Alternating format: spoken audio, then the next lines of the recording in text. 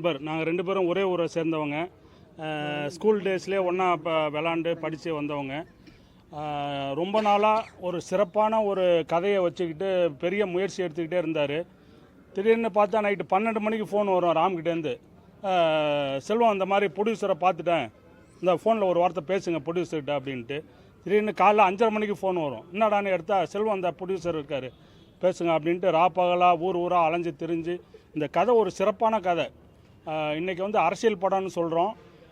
இன்றைக்கி அவர் சொன்னது மாதிரி மக்களுடைய அரசியல் புரிதல் எப்படி இருக்குது, அரசியலை எப்படி பார்க்குறாங்கன்றத சின்ன சின்ன விஷயத்தெல்லாம் நுணுக்கமாக கவனித்து ஒரு சிறப்பாக அந்த கதையை எடுத்திருக்காரு.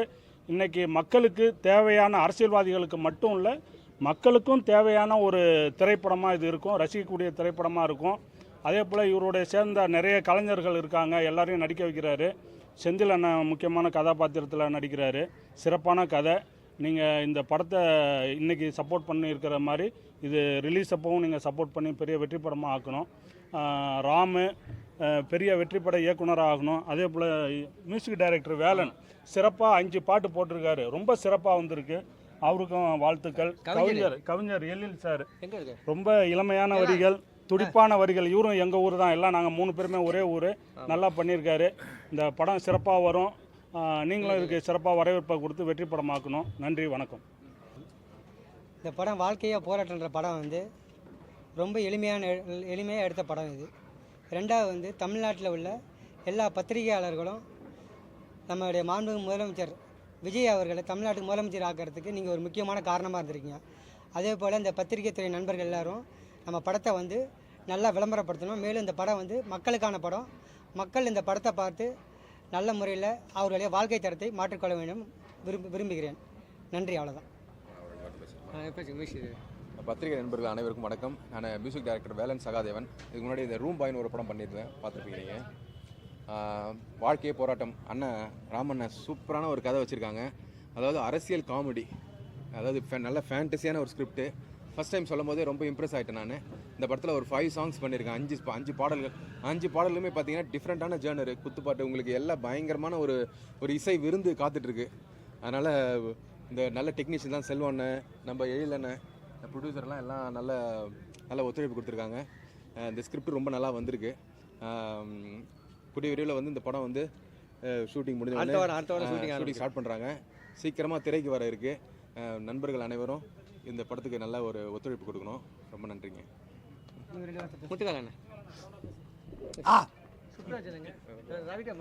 எல்லோருக்கும் வணக்கம். சார், இந்த படத்தில் நான் நடிக்கிறேன்னா? ஏங்க நீங்கள் நல்லா நடிக்கிறீங்க. நான் நல்லா நடிக்கிறேன். இந்த படத்தில் நடிக்கிறேன். அட்வான்ஸ் வாங்கிட்டீங்க.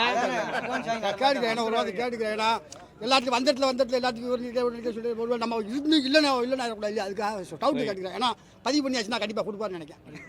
ஏன்னா எல்லா இடத்துலையுமே வந்து ஒரு கேரக்டர் சொல்லி அட்வான்ஸ் எப்போ சார் கொடுப்பீங்க, நாளைக்கு தரேன், இன்றைக்கி தரேன், நாளைக்கு தரேன் இழுப்பாங்க. ஆனால் இவர் வந்து ஒரு ஃபோன் பண்ணி, அண்ணே 1/2 மணி நேரத்தில் அட்வான்ஸ் வாங்கலைன்னா ஆள் வச்சு அடிப்பேன் அப்படிங்கிற அளவுக்கு சொல்லி கூப்பிட்டு அட்வான்ஸ் கொடுத்தார். உண்மையிலேயே வந்து பாராட்டுவேன். ஏன்னா சக கலைஞன். நாங்கள் எல்லாம் இப்போது பேரரசு சார், நம்ம சுப்பிரமணிய சிவா சார் சொன்ன மாதிரி எல்லாம் இயக்குநர்லேருந்து நடிகராகிறாங்க. நாங்கள் நடிகர்கள் இயக்குநராக மாறுறாங்க. ஸோ தன்னை தக்க வச்சுக்க ஏதாவது ஒரு ரூட்டில் நம்ம ஒரு அவதாரம் எடுக்க வேண்டிய ஒரு கட்டாயத்தில் இருக்கோம். சினிமாவில் இல்லைன்னா காணாமல் போயிடுவோம். அந்த வகையில் ஒரு இயக்குனர் அவதாரம் எடுக்காரு. அவர்களுடைய மனமார்ந்த வாழ்த்துக்கள். இப்போ சமீபமாக ஒரு 2-3 படங்கள் நாங்கள் இப்போ பேரழகன் படம் சொன்னார். பேரழகன் விவேக் சார் என்கிட்ட ஒரு காமெடி பண்ணிட்டு தான் இவர்கிட்ட போய் சந்திப்பார். ஏன்னால் நாங்களாம் ஒரு 25 வருஷமாக இந்த ஃபீல்டுக்குள்ளே ஏதாவது ஒரு ரூட்டில் ஜெயிப்போமா அப்படின்னு போராடிக்கிட்டு இருக்கோம். அந்த வகையில் இவருக்கு ஒரு கரெக்டான ரூட்டு கிடச்சிருக்கு. அதனால் ஒரு சிறப்பாக வெற்றி பெறணும்.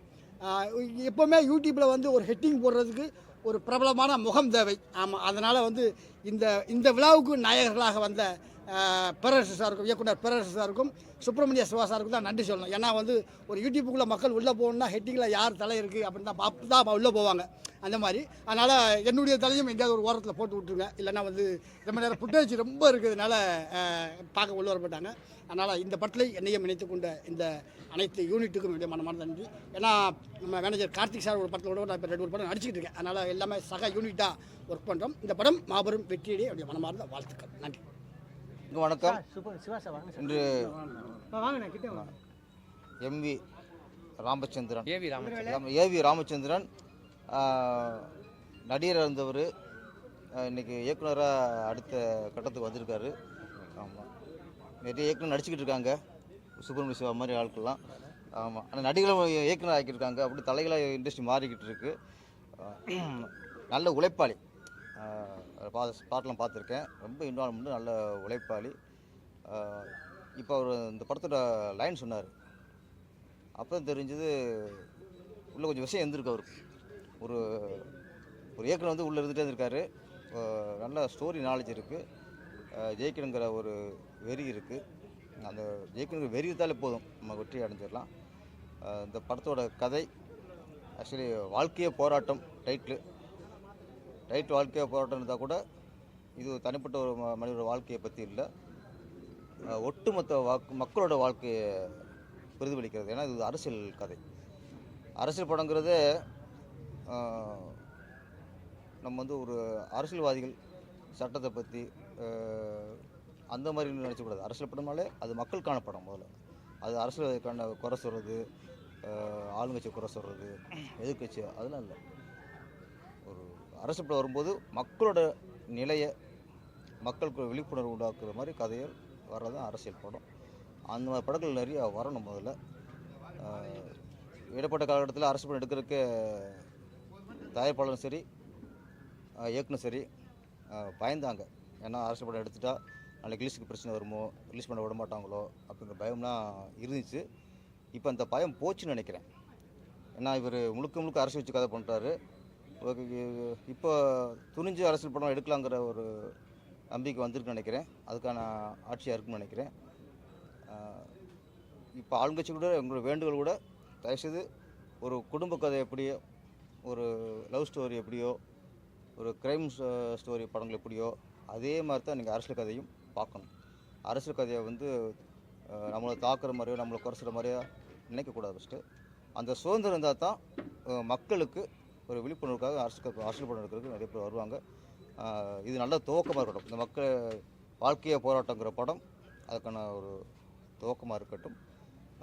எங்கள் இண்டஸ்ட்ரியில் வந்து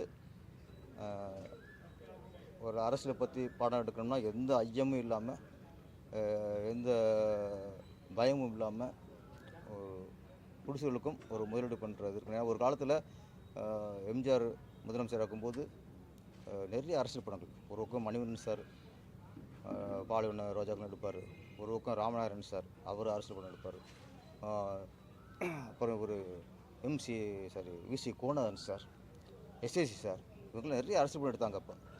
அப்போ வருஷத்துக்கு ஒரு 10 படமாவது அரசியல் படம் அப்போ வரும். இப்போ டோட்டலாக அந்த ஒரு 20 வருஷமாக அது கொஞ்சம் கம்மியாகிடுச்சு. அது காரணம் பயம். அந்த பயம் இதுக்கப்புறம் எங்கள் இண்டஸ்ட்ரியில் யாருக்குமே இருக்கக்கூடாதுங்கிறது தான் இந்த படத்து மூலிமா எங்களோட வேண்டுகோள். இந்த வாழ்க்கையை போராட்டம், திரும்ப சொல்கிறேன், கதை கேட்டேன், மக்களுக்கான படம் தான், மக்களுக்கு விழிப்புணர்வு உண்டாக்குற படம் தான், ஓட்டு போடுற மக்கள் எதை யோசிக்கணும் அப்படின்னு சொல்கிற படம் தான். இது எந்த அரசியல்வாதியுமோ எந்த ஒரு அமைச்சரையோ எம்எல்ஏயோ யாரும் தாக்குற படம் இல்லை. மக்களுக்கு நல்லது சொல்லணும் அப்படிங்கிற ஒரே நோக்கத்தில் தான் நம்ம ஏவி ராமச்சந்திரன் அவர்கள் படத்தை கதை எழுதி இயக்குறாரு. அசோக் குமார் வந்து இதில் அவரும் தயாரிப்பாளராக இருக்கார், அவரும் இந்த படத்தை ஹீரோவாக நடிக்கிறாரு. மற்றபடி எல்லாமே பிரபலங்கள் தான். மிஸ்டர் ராஜேந்திரன், முத்துக்காளை அவர்கள், நண்பர் நிறைய, சுப்புராஜ் அண்ணன், அப்புறம் நம்ம செந்தில் சார், அவர் மெயின் செந்தில் அண்ணன் தான் மெயின் ரோலாக பண்ணுறாரு. செந்தில் அண்ணனால தெரியும் அவர் யாரும் சாதித்தவர். நிறைய நடிகரில் பிரபல நடிகர்களை போட்டு தான் படம் எடுக்கிறாரு. இந்த படம் மிகப்பெரிய வெற்றி அடையணும். தொடர்ந்து நம்ம ஏவி ராமச்சந்திரன் சிறந்த இயக்குனராக, வெற்றிப்பட இயக்குனராக வலம் வர வாழ்த்துக்கிறேன். நன்றி, வணக்கம். ஒரு கேள்வி, வாழ்க்கையே போராட்டம். இப்போ வந்து இளைஞர் மத்தியில் வாழ்க்கையே போராட்டம் ஒரு விஷயம் ஆயிடுச்சு.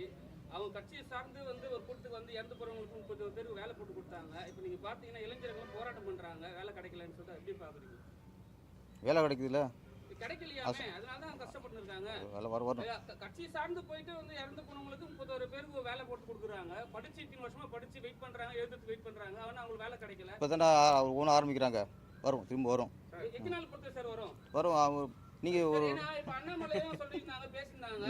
இப்ப வந்து அண்ணாமலையை சப்போர்ட் பண்ற மாதிரி தான் பேசியிருக்காரு, விஜய் சாருக்கு சப்போர்ட் பண்ற மாதிரி தான் பேசியிருக்காரு. ஆனா அவர் ஒரு கட்சி ஆரம்பிச்சிருக்காரு, ஏன் இல்ல அது விஜய் கட்சியோட சேர்ந்துருக்கலாமே? நான் சரி ஒரு அரசியல் கட்சியை எதிர்த்து பேசுகிறது தான், எதிராக செயல்படுறது தான் ஒரு அரசியல் நினைக்கிற தப்பு. ஃபஸ்ட்டு நல்லது செஞ்சால் அதை பாராட்டுங்கிறது ஆரோக்கியமான மாற்றம். முதல்ல ஒரு அரசியல் கட்சி ஆரம்பித்து இன்னொரு அரசியல்வாதியை பாராட்டுங்கிறது அதை நீங்கள் வரவேற்கணும். இல்லை சேர்றதில்லை. அவர் என்ன சொன்னார், இது வரைக்கும் அவர் நல்லது பண்ணியிருக்காரு, பாராட்டுற விஷயத்தை பாராட்டணும், எதிர்க்க வேண்டிய விஷயத்தை எதிர்க்கணும். அவர் இப்போ வந்து பாராட்டுற விஷயம் பண்ணியிருக்காரு, பாராட்டுறாரு. எதிர்க்க மாதிரி அதை பண்ணாருன்னா எதிர்ப்பார். சார், தமிழ் திருவிழா சார்பாக சிஎம் வந்து பாராட்டு விழா நடத்தக்கூடிய ஒரு பேச்சா இருக்கு. இயக்குனர் சங்கத்தில் அது பங்கு இருக்கா, ஏதாவது பேச்சுவார்த்தை? இல்லை, இயக்குனர் தான் நம்ம முதல் பங்கு இருக்கும். என்ன முதல்ல எங்கள் கோரிக்கை, முதல்ல நாங்கள் தான் அந்த கோரிக்கை வச்சது. அப்புறம் ப்ரொடியூசர். ஏன்னா இயக்குனர் இல்லாமல் எந்த நடிகர்னு பெருசாக உருவாயிட முடியாது. தயாரிப்பில் முதலீடு பண்ணலாம், ஆனால் இயக்குனருடைய கற்பனையும் அவங்களுடைய திறமையும் தான். எம்ஜிஆராக இருக்கட்டும், ரஜினி சாராக இருக்கட்டும், எல்லாருமே அவங்களுக்கும் ஒரு ரஜினி சாருக்கு ஒரு பாலச்சந்தர் கிடைச்சார். இது மாதிரி எம்ஜிஆருக்கு ஆரம்ப காலத்தில் இயக்குனர் இருக்காங்க. இயக்குனர்கள் தான் ஒரு படத்தை வெற்றிக்கு காரணம். அப்படிங்கும்போது இயக்குனர் சங்கம் சார்பாக முதல்ல நாங்கள் பாடம் நடத்தணும்னு நினைக்கிறோம். ப்ரொடியூசர் கவுன்சிலையும் தீவிரமாக இருக்காங்க. நாங்கள் தான் ஆர்வமாக இருக்கோம். அவன் அங்கேயே ஆர்வமாக இருக்கும்போது தெரில. என்ன இது அது கொஞ்சம் ஒரு ரொம்ப தயக்கமாக இருக்குது. ஆனால் சிலர் வந்து பாராட்டு அவங்களே மகிழ்ச்சி ரசிப்பாங்க, விரும்புவாங்க. இவர் அப்படி இருக்கும்போது தெரில. நாங்கள் வற்புறுத்தி தான் வைக்கிற மாதிரி தெரியுது. நடந்தால் நல்லது. சார், சிஎம் சாரை வந்து டெக்னீஷியன்லாம் போய் பார்க்க போகும்போது கூட்டமாக போய் பார்க்குறீங்க. ஆனால் வந்து அவரோட துறை சார்ந்த நடிகர்கள்லாம் போய் தனித்தனியாக போய் சந்திக்கிறாங்க. அது எப்படி பார்த்துக்கிறது, எப்படி நாங்கள் ஏற்றுக்கிறது? டெக்னீஷியன் வந்து ஒற்றுமையாக இருக்கும், நடிகர்கள் தனித்தனியாக போகிறாங்க, அவ்வளோதானே. சங்கமே இல்லைன்றீங்களா? சங்கில் தனித்தனியாக போகிறாங்க, நாங்களும் ஒற்றுமையாக போகிறோம், அவ்வளோதான். ஓகே. சுப்ரமணிய சிவா சார், இந்த படத்தை நீங்கள் நடிக்கிறீங்க சார். ஒரு கேரக்டர் நான் உங்கள்கிட்ட அந்த கேரக்டர் சொல்லியிருக்கேன். ஆமாம், ஏன்னா சார்ட்ட கதை சொல்லிட்டு தான் நான் சொன்னேன். நல்லா அந்த கேரக்டர் சூப்பராக இருக்குது சார். உங்கள்கிட்ட தெரியும் சொல்லியிருக்கேன். மெயின் ஏன்னா உங்கள் ஒத்துழைப்பு எனக்கு ரொம்ப கண்டிப்பாக. ஆனால் அதுக்கு ஆப்டாக இருக்கும் சார். ஆமாம், நான் சொல்லலான்னு பார்த்தா சொல்லிட்டாப்ல. அதாவது அண்ணன் தயாரிப்பாளர் சங்கம்லாம் வந்து இடம் கேட்குறாங்க அவங்க வீடு கட்டுறதுக்கு. அந்த இயக்குனர் சங்கத்தில் வந்து எந்தவித கோரிக்கையும் வைக்காம ஒரு விஷயம் போயிட்டு இருக்கு. அது எப்படி உங்க சின்ன சின்ன டேரக்டர்லாம் வந்து ஒரு கோரிக்கை வைப்பாங்க, அது எப்படி ஏற்றுக்கொள்வாங்க? இல்லை, எங்களை பொறுத்த வரைக்கும் நாங்கள் இயக்குனர் சங்க சார்பாக பார்த்தோம். ஒரு பதவிக்கு இது உட்கார்ந்த உடனே ஆளாளுக்கு கோரிக்கைகள், வேண்டுகோள் ரொம்ப போய் பண்ணக்கூடாது. கொஞ்சம் மூவ் ஆகட்டும். எங்களுக்கு கோரிக்கை இருக்குது. இல்லை டீலே பண்ணல. அவர் கொஞ்சம் மூச்சு விடட்டும். மூச்சு விட்டதுக்கப்புறம் நம்ம கேட்கலாம். நிறைய கோரிக்கைகள் இருக்குது. அது கூட வந்து எங்கள் மெம்பருக்கான கோரிக்கை தான். அது விரைவில் நாங்கள் கேட்போம். ஏவி ராமச்சந்திரன் கிட்டத்தட்ட என்ன சிகாமணி பாது சித்த சிகாமணியா ஏதோ ஒரு படம். என்ன சிகாமணி இது? ஐந்தாம் தலைமுறை சித்த சிகாமணி படத்தின் மூலமாக நமக்கு அறிவுமானார். ஆனால் எல்லா கலைஞர்களுக்கும் வந்து வாழ்க்கை வந்து உடனே வர்றதில்லை. சில கலைஞர்கள் வந்து அவங்களுக்கான வாழ்க்கையை, நேரத்தை அவங்களே முடிவு பண்ணி அதை கொண்டு வருவாங்க. அப்படி ஒரு கலைஞனாக தான் ராமச்சந்திரன் நான் நினைக்கிறேன். ஏன்னா தனக்கு ஒன்று கிடைக்கலன்னா தானே அதை வந்து தேடி பிடிச்சிடுறது. அந்த இடத்தில் இருக்கிற ஒரு கலைஞனாக தான் பார்க்குறேன். அதுக்கு ஒத்துழைப்பு தருகின்ற ஒரு ப்ரொடியூசரு, அது கூட நிற்கிற இவருடைய நண்பர்களான அனைத்து கலைஞர்களுக்கும் என்னுடைய வாழ்த்துக்கள். ஏன்னா அண்ணன் விவேக் இருக்கிறம்போது இவங்களுடைய வாழ்க்கை வந்து, அதாவது ஒரு கலைஞன் வந்து தான் சுற்றி இருக்கிற கலைஞர்களை எந்த சூழ்நிலையிலையும் விடாமல் ஒரு பாதுகாப்பாக இருந்த கலைஞன் வந்து விவேக்கு. அவருடைய மறைவு வந்து இவங்களுக்கெல்லாம் மிகப்பெரிய ஒரு விஷயமா இருந்தது. ஆனால் இவர் வந்து திரும்பி அந்த இடத்த கையில் எடுத்து, ஏன்னா இவரும் நிறையா உதவி பண்ணுவார். அதாவது விஜயகாந்த் சார் கூடயோ நம்ம மயில்சாமி அண்ணன் கூடயோ இருந்து பல உதவிகள். இன்னும் சொல்லப்போனால் நம்ம ராமச்சந்திரனை பற்றி சொன்னால் கடன் வாங்கிலாம் உதவி பண்ணுவாருன்னு சொல்லி இவருடைய நண்பர்கள் சொல்லுவாங்க. ஏன்னா ஒரு வசதியாக இருப்பவர்கள் வந்து உதவி செய்கிறதுன்றது சாதாரணம். ஒரு ஏழ்மையில் கூட தான் இல்லாதவனுக்கு வந்து உதவி பண்ணுறதுன்றது ஒரு பெரிய நிலை. அது அப்படி ஒரு ராமச்சந்திரன் இப்படி ஒரு படத்தை பேர் அப்படி ஆமாம் ஆமாம் கொடுக்கும் மனசுள்ள பேர் அது. அடுத்தது இப்படி ஒரு அரசியல் படம், அதாவது நம்ம எதிர்பார்க்கவே இல்லை. இவர் வந்து ஒரு ஒரு ஒரு நகைச்சுவை கலைஞனை தான் நம்ம பார்க்குறோம். ஆனால் அவருக்குள்ள இவ்வளோ சமூக சிந்தனையோட ஒரு அரசியல் நையாண்டியோட ஒரு படத்தை நான் எதிர்பார்க்கல. இந்த கதையை அவர் சொல்லும்போது யோகி பாபு படம் வந்தது, அது என்னென்ன ஒரு படம் பேர் இப்போ சமயத்தில் அந்த எலெக்ஷன் மண்டேல அந்த ஒரு தாக்கத்தோட ஒரு கிராமத்துக்குள்ள எல்லா மனிதர்களையும் வந்து உள்ளே கொண்டு வந்து அதுக்கு ஒரு சொல்யூஷன் பண்ணி ரொம்ப மனித நேயத்தோட மக்கள் யார் யாரெல்லாம் மனித நேயம் இல்லாமல் இருக்கிறாங்கன்னு கதை போய் ஒரு இடத்துல வந்து கண்கலங்கிற மாதிரி மனித நேயத்தோட படத்தை முடிக்கிறாப்புல. ரொம்ப முக்கியமான ஒரு அரசியல் நையாண்டி படமாக இது இருக்கும். குறிப்பாக இன்னும் சொல்லப்போனால் இந்த படத்தின் மூலமாக அண்ணா சொன்ன மாதிரி இந்த சின்ன சின்ன படம்னு சொல்கிறோம்ல, அதெல்லாம் இந்த படத்தினுடைய வெற்றியின் மூலமாக பெரிய படமாக மாறும். இந்த கலைஞர்கள் அத்தனை பேருக்கும் என்னுடைய வாழ்த்துக்கள். அண்ணன் பேரரசு அவர் முக்கியமான கேரக்டர், அவர் சொல்லாமல் இருந்தாரா நான் சொல்லணும்னு பார்த்தேன், இயக்குனர் ராமச்சந்திரனே சொல்லிட்டாப்புல. நன்றிங்க சார். தனுஷ் சார் வந்து கட்சி கொடியை வந்து ஆரம்பிச்சிட்டாரு. எப்போ கட்சி ஆரம்பிச்சு ஏன்பா இது ஏதாவது சொல்லி நான் இதெல்லாம் அவர் முடிவு பண்ணும்பா.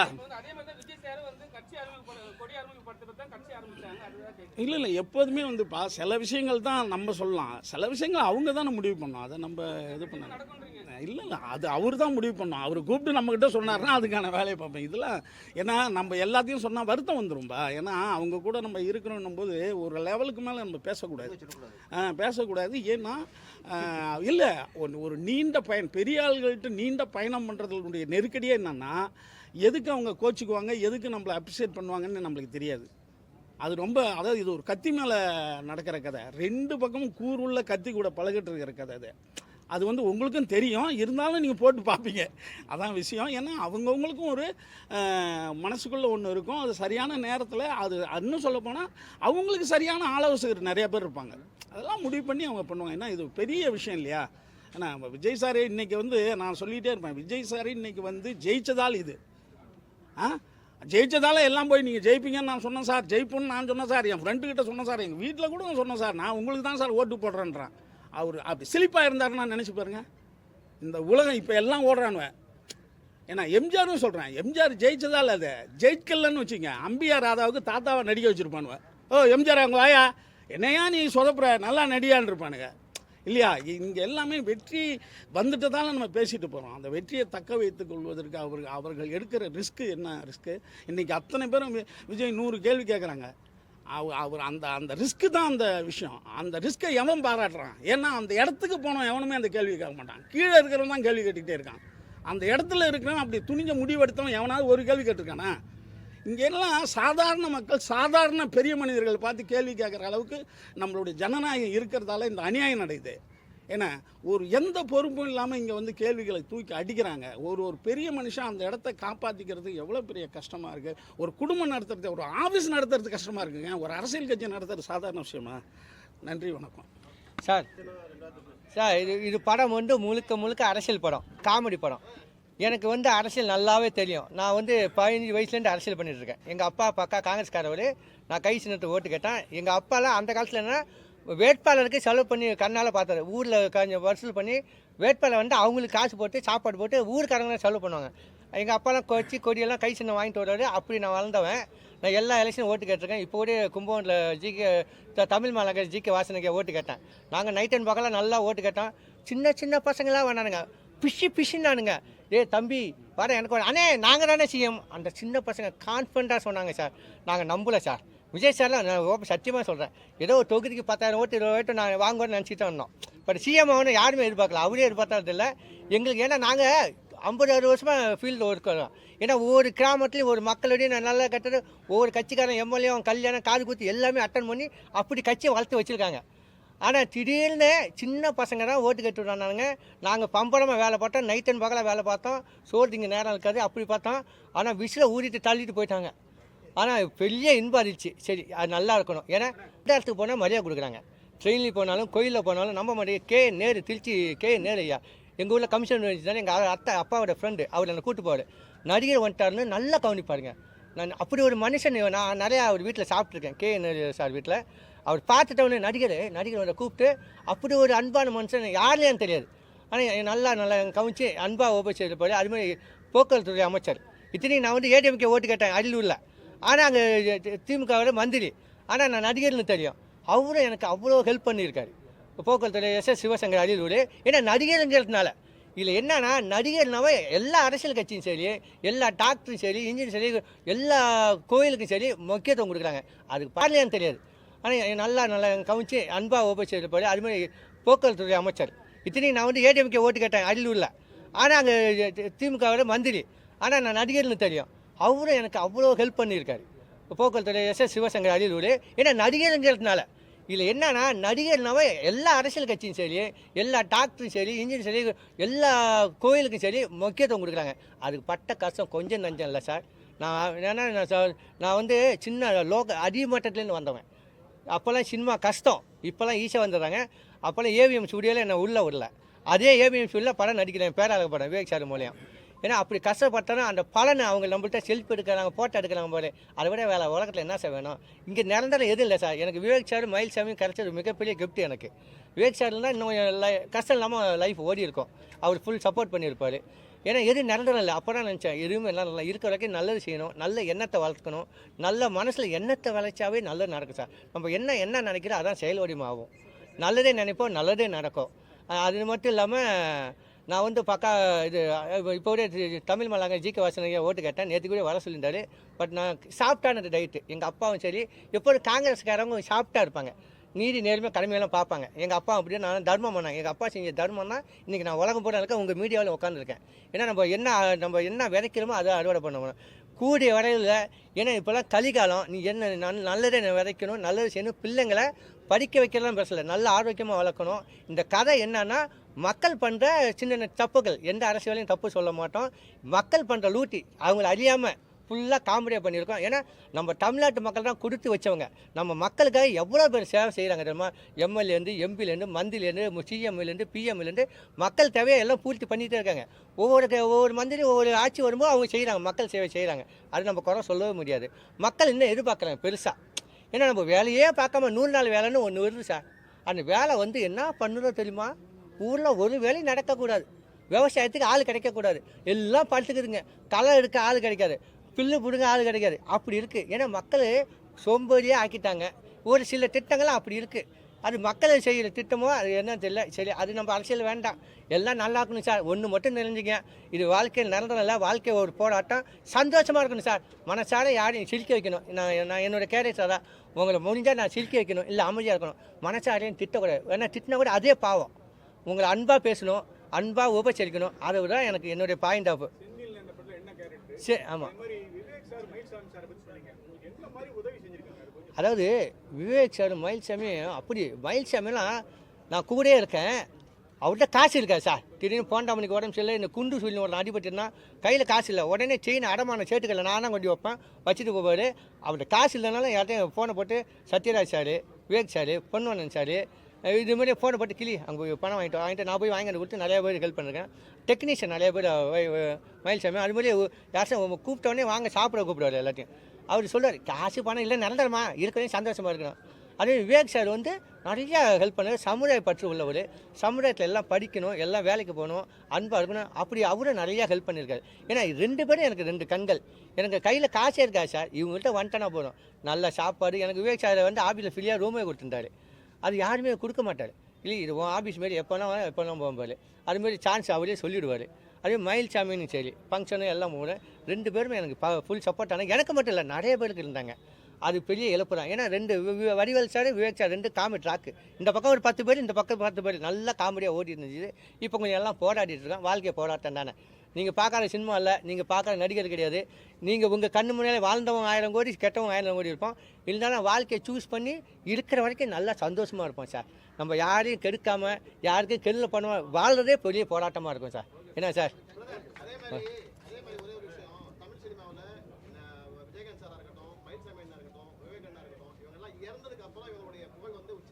கண்டிப்பாக சார்.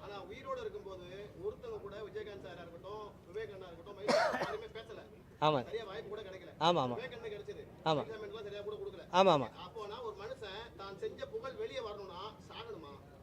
ஐயோ இது கஷ்டமான கேள்வி சார். அதாவது இல்லை, அதாவது மனசாட்சியோடு வாழ்கிறாங்க சார். அவங்களாம் சாவத்துக்கு பின்னாடி அவங்க புகழ் வந்தது. அவங்க வாழும்போது அவங்க மன திருப்தியோடு வாழ்ந்தாங்கப்பா. நம்ம 4 பேருக்கு உதவி செய்யறப்பா, 4 பேர் தர்மம் பண்ணுறப்பா, கோயிலுக்கு போகிறப்பா, சாமி கும்பிட்றப்பா. அவங்க வந்து சாமி ஆகிட்டாங்க. நீங்கள் சொல்லிக்கலாம் வாழும்போது இப்போ கோடி கூட பணம் வச்சுருக்காங்க. எங்கே பயந்துட்டு வெளிநாடு ஓடுறாங்க எங்கெங்கே ஓடுறாங்க அதெல்லாம் எதுக்கு சார்? இது நல்லா அவங்க படம் 3 வேளை சோறு திரும்பி போகிறீங்க, நைட்டு தூங்க போகிறீங்க, அவ்வளோதான் சார் வாழ்க்கை. ஒரு மனுஷனுக்கு